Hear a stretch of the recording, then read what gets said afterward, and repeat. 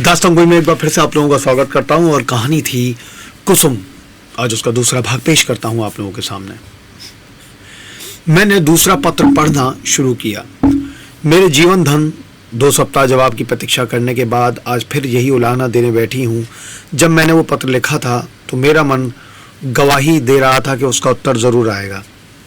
आशा के विरुद्ध आशा लगाए हुए थी। मेरा मन अब भी इसे स्वीकार नहीं करता कि जानबूझकर इसका उत्तर नहीं दिया। कदाचित आपको अवकाश नहीं मिला, या ईश्वर न करे कहीं आप अस्वस्थ तो नहीं हो गए। किससे पूछूं? इस विचार से ही मेरा हृदय कांप रहा है। मेरी ईश्वर से यही प्रार्थना है कि आप प्रसन्न और स्वस्थ हों। पत्र मुझे न लिखें, न सही, रोकर चुपी तो हो जाऊंगी। आपको ईश्वर का वास्ता है, अगर आपको किसी प्रकार का कष्ट हो तो मुझे तुरंत पत्र लिखिए। मैं किसी को साथ लेकर आऊंगी। मर्यादा और परिपाटी के बंधनों से मेरा जी घबराता है। ऐसी दशा में भी यदि आप मुझे अपनी सेवा से वंचित रखते हैं तो आप मुझसे मेरा वो अधिकार छीन रहे हैं जो मेरे जीवन की सबसे मूल्यवान वस्तु है। मैं आपसे और कुछ नहीं मांगती। आप मुझे मोटे से मोटा खिलाइए, मोटे से मोटा पहनाइए। मुझे आभूषणों की लालसा नहीं, महल में रहने की लालसा नहीं, सैर तमाशे की लालसा नहीं, धन बटोरने की लालसा नहीं। मेरे जीवन का उद्देश्य केवल आपकी सेवा करना है। यही उसका ध्येय है। मेरे लिए दुनिया में कोई देवता नहीं, कोई गुरु नहीं, कोई हाकिम नहीं। मेरे देवता आप हैं, मेरे राजा आप हैं। भाई अपने चरणों से ना हटाइए, मुझे ठुकराइए नहीं। मैं सेवा और प्रेम के फूल लिए कर्तव्य और व्रत की भेंट आंचल में सजाए आपकी सेवा में आई हूँ। मुझे इस भेंट को, इन फूलों को अपने चरणों पर रखने दीजिए। उपासक का काम तो पूजा करना है। देवता उसकी पूजा स्वीकार करता है या नहीं, ये सोचना उसका धर्म नहीं। मेरे सरताज, शायद आपको पता नहीं आजकल मेरी क्या दशा है। यदि मालूम होता तो आप इस नष्टता का व्यवहार ना करते। आप पुरुष हैं, आपके हृदय में दया है, सहानुभूति है, उदारता है। मैं विश्वास नहीं कर सकती कि आप मुझ जैसी नाचीज पर क्रोध कर सकते हैं। मैं आपकी दया के योग्य हूँ। कितनी दुर्बल, कितनी अपंग, कितनी बेज़बान। आप सूर्य हैं, मैं अणु हूँ। आप अग्नि हैं, मैं तृण हूँ। आप राजा हैं, मैं भिखारिन हूँ। क्रोध तो बराबर वालों पर करना चाहिए। मैं भला आपके क्रोध का आघात कैसे सह सकती हूँ? अगर आप समझते हैं कि मैं आपकी सेवा के योग्य नहीं तो मुझे अपने हाथों से विष का प्याला दे दीजिए। मैं उसे शुद्धा समझकर सिर और आंखों से लगाऊंगी और आंखें बंद करके पी जाऊंगी। जब जीवन आपकी भेंट हो गया तो आप मारें या जलाएं, ये आपकी इच्छा है। मुझे यही संतोष काफ़ी है कि मेरी मृत्यु से आप निश्चिंत हो गए। मैं तो इतना ही जानती हूँ कि मैं आपकी हूँ और सदैव आपकी रहूंगी, इस जीवन में ही नहीं बल्कि अनंत तक। अभागिनी कुसुम। ये पत्र पढ़कर मुझे कुसुम पर भी झुंझलाहट आने लगी थी और उस लौंडे से तो घृणा हो गई। माना तुम स्त्री हो, आजकल की प्रथा अनुसार पुरुष को तुम्हारे ऊपर हर तरह का अधिकार है, लेकिन नम्रता की भी तो कोई सीमा होती है। तो उसे भी चाहिए कि उसकी बात ना पूछे। स्त्रियों को धर्म और त्याग का पाठ पढ़ा कर हमने उनके आत्मसम्मान और आत्मविश्वास दोनों ही का अंत कर दिया। अगर पुरुष स्त्री का मोहताज नहीं तो स्त्री भी पुरुष के पास क्यों जाए? वो मोहताज क्यों है? ईश्वर ने पुरुष को हाथ दिए हैं तो क्या स्त्री को उससे वंचित रखा है? पुरुष के पास बुद्धि है तो क्या स्त्री अबोध है? इसी नम्रता ने तो मर्दों का मिजाज आसमान पर पहुंचा दिया है। पुरुष रूठ गया तो स्त्री के लिए मानो प्रलय आ गई। मैं तो समझता हूँ कि कुसुम नहीं, उसका अभागा पति ही दया के योग्य है, जो कुसुम जैसी स्त्री की कदर नहीं कर सकता। मुझे ऐसा संदेह होने लगा कि इस लौंडे ने कोई दूसरा राग पाल रखा है, कोई ही और रोग पाल रखा है, किसी शिकारी के रंगीन जाल में फंसा हुआ है। खैर, मैंने तीसरा पत्र खोला। प्रियतम, अब मुझे मालूम हो गया है कि मेरी जिंदगी निरुद्देश्य है। जिस फूल को देखने वाला, चुनने वाला कोई नहीं, वो खिले तो क्यों? क्या इसलिए कि मुरझा कर जमीन पर गिर पड़े और पैरों से कुचल दिया जाए? मैं आपके घर में 1 महीना रहकर दोबारा आई हूँ। ससुर जी ही ने मुझे बुलाया, ससुर जी ही ने मुझे विदा कर दिया। इतने दिनों में आपने एक बार भी मुझे दर्शन ना दिए। अब दिनों में 20 ही बार घर आते थे, अपने भाई बहनों से हंसते बोलते थे या मित्रों के साथ सैर तमाशे देखते थे, लेकिन मेरे पास आने की आपने कसम खा ली थी। मैंने कितनी बार आपके पास संदेश भेजे, कितना उन्होंने विनय की, कितनी बार बेशर्मी करके आपके कमरे में गई, लेकिन आपने कभी मुझे आंख उठाकर भी ना देखा। मैं तो कल्पना ही नहीं कर सकती कि कोई प्राणी इतनी हृदयहीन कैसे हो सकता है। प्रेम के योग्य नहीं, विश्वास के योग्य नहीं, सेवा करने के भी योग्य नहीं, तो क्या दया के भी योग्य नहीं? मैंने उस दिन कितनी मेहनत और प्रेम से आपके लिए रसगुल्ले बनाए थे, आपने उन्हें हाथ से छुआ भी नहीं। जब आप मुझसे इतने विरक्त हैं तो मेरी समझ में नहीं आता कि मैं क्या करूं। न जाने वो कौन सी आशा है जो मुझे जीवित रखे हुए है। क्या अंधेर है कि आप सजा तो देते हैं पर अपराध नहीं बतलाते? ये कौन सी नीति है? आपको ज्ञात है इस 1 मास में मैंने मुश्किल से 10 दिन आपके घर में भोजन किया होगा। मैं इतनी कमज़ोर हो गई हूँ कि चलती हूँ तो आंखों के सामने अंधेरा छा जाता है। आंखों में जैसे ज्योति ही नहीं रही, हृदय में मानो रक्त का संचालन ही नहीं रहा। खैर, सता लीजिए जितना जी चाहे, इस अनीति का अंत भी एक दिन हो ही जाएगा। अब तो मृत्यु पर ही सारी आशाएं टिकी हुई हैं। अब मुझे प्रतीत हो रहा है कि मेरे मरने की खबर पा कर आप उछलेंगे और हल्की सांस लेंगे।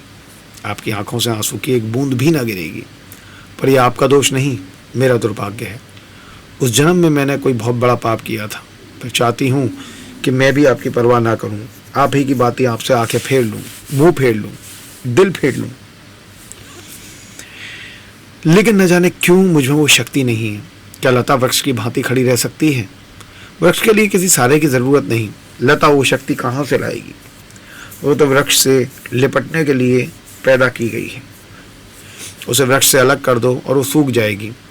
मैं आपसे पृथक अपने अस्तित्व की कल्पना ही नहीं कर सकती। मेरे जीवन की हर एक गति, प्रत्येक विचार, प्रत्येक कामना में आप मौजूद होते हैं।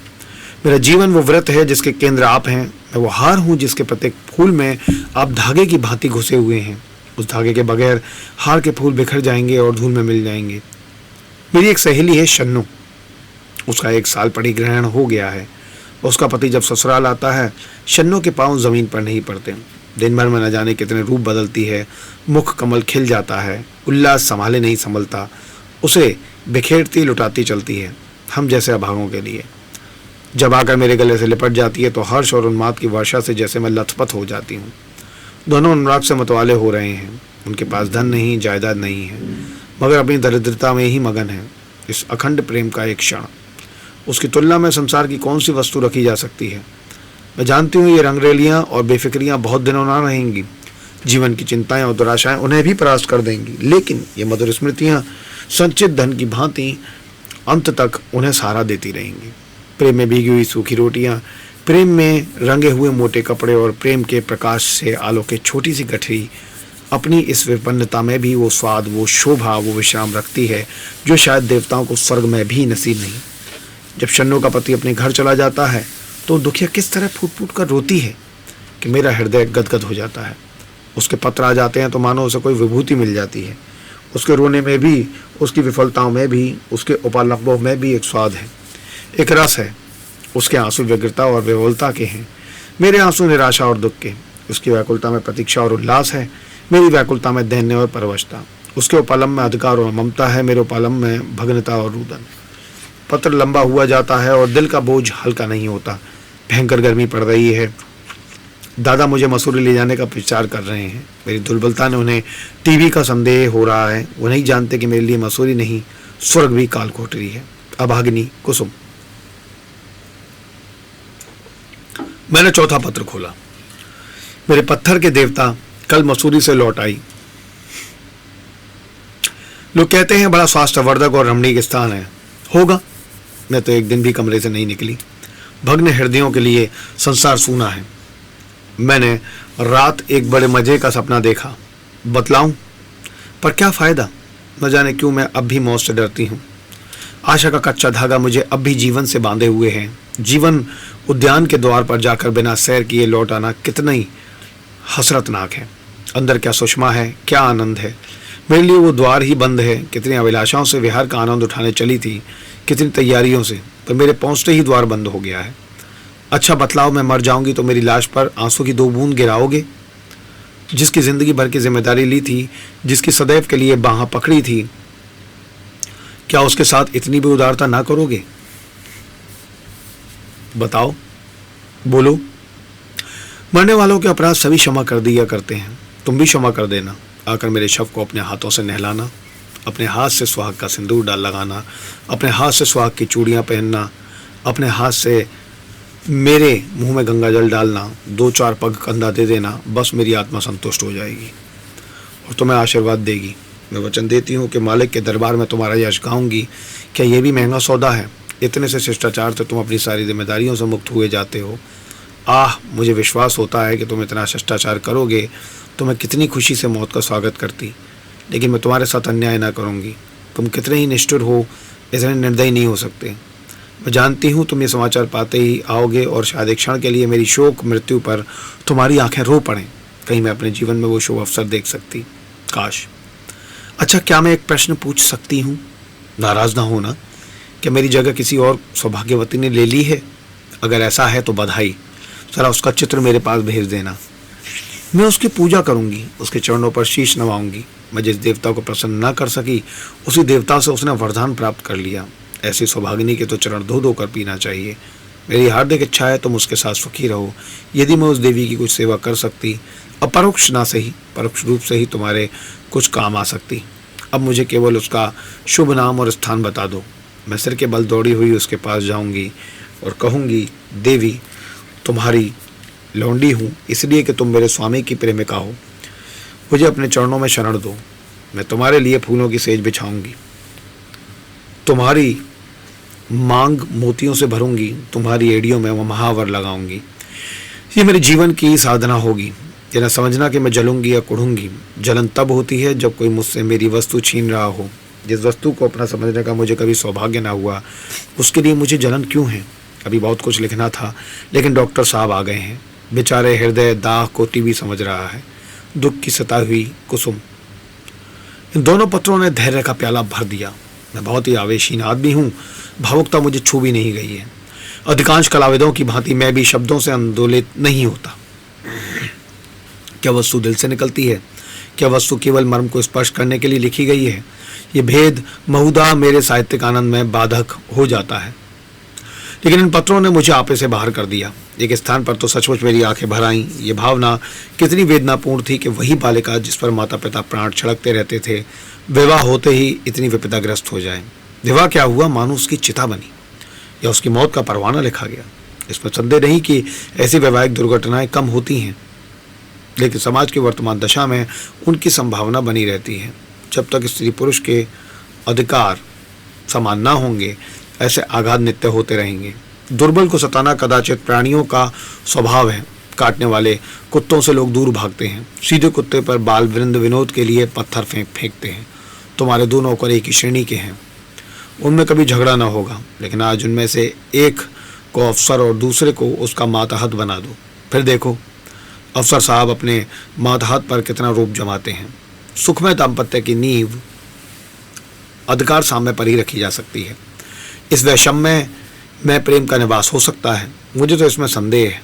हम आज जिसे स्त्री पुरुषों में प्रेम कहते हैं, वो वही प्रेम है जो स्वामी को अपने पशु से होता है। पशु से झुकाए काम किए चला जाए, स्वामी उसे भूसा और खली भी देगा और उसकी देह भी सहलाएगा, उसे आभूषण भी पहनाएगा। लेकिन जानवरों ने जरा चाल धीमी की, जरा गर्दन टेढ़ी की कि मालिक का चाबुक पीठ पर पड़ा। इसे प्रेम नहीं कहते। खैर, मैंने 5वां पत्र खोला। जैसा मुझे विश्वास था, आपने मेरे पिछले पत्र का भी उत्तर ना दिया। इसका खुला हुआ अर्थ है कि आपने मुझे परित्याग करने का संकल्प कर लिया है। जैसी आपकी इच्छा। पुरुष के लिए स्त्री पांव की जूती है, स्त्री के लिए तो पुरुष देवतुल्य है, बल्कि देवता से भी बढ़कर। विवेक का उदय होते ही वो पति की परिकल्पना करने लगती है। मैंने भी वही किया। जिस समय मैं गुड़िया खेलती थी, उसी समय आपने गुड्डे के रूप में मेरे मनोदेश में प्रवेश किया। मैंने आपके चरणों को पखारा, माला, फूल और नैवेद्य से आपका स्वागत किया। कुछ दिनों के बाद कहानियां सुनने और पढ़ने की चाट पड़ी। तब आप कथाओं के नायक के रूप में मेरे घर आए। मैंने आपको अपने हृदय में स्थान दिया। बाल्यकाल ही से आप किसी न किसी रूप में मेरे जीवन में घुसे हुए थे।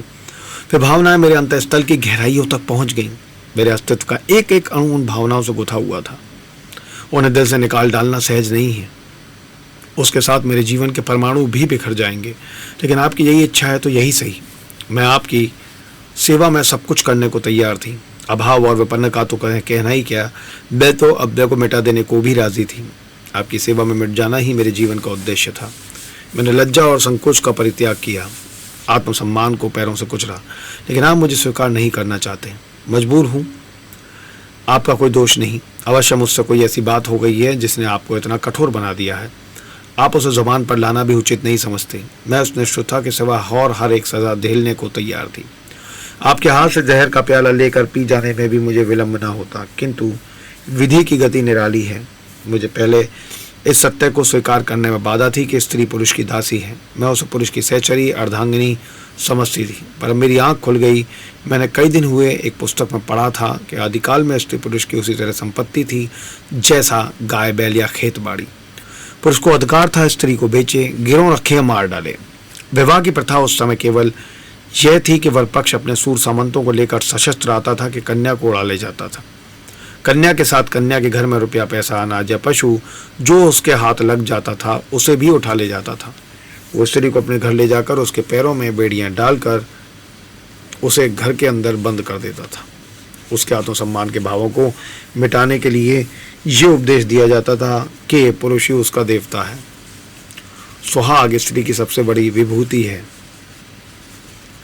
आज कई हजार वर्षों के बीतने पर पुरुष के उस मनोभाव में कोई परिवर्तन नहीं हुआ है। पुरानी सभी प्रथाएं कुछ विकृत या संस्कृत रूप में मौजूद हैं। आज मुझे मालूम हुआ कि उस लेखक ने स्त्री समाज की दशा का कितना सुंदर निरूपण किया था। अब आपसे मेरा सविनय अनुरोध है, और यही अंतिम अनुरोध है कि आप मेरे पत्रों को लौटा दें। आपके दिए हुए गहने और कपड़े अब मेरे किसी काम के नहीं। इन्हें अपने पास रखने का मुझे कोई अधिकार नहीं। अब जिस समय चाहें वापस मंगवा लें। मैंने उन्हें एक पेटारी में बंद करके अलग रख दिया है। उसकी सूची भी वहीं रखी हुई है, मिला लीजिएगा। आज से आप मेरी ज़बान या कलम से कोई शिकायत ना सुनेंगे। इस भ्रम को बुलाकर भी दिल में स्थान ना दीजिएगा कि मैं आपसे बेवफाई या विश्वासघात करूंगी। मैं इसी घर में कुड़ कर मर जाऊंगी, पर आपकी ओर से मेरा मन कभी मैला ना होगा। मैं जिस जलवायु में पली हूँ उसका मूल तत्व है पति में श्रद्धा। ईर्ष्या या जलन भी उस भावना को मेरे दिल से नहीं निकाल सकती। मैं आपकी कुल मर्यादा की रक्षिका हूँ। उस अमानत में जीते जी खयानत ना करूंगी। अगर मेरे बस में होता तो मैं उसे भी वापस कर देती, लेकिन यहां मैं भी मजबूर हूं और आप भी मजबूर हैं।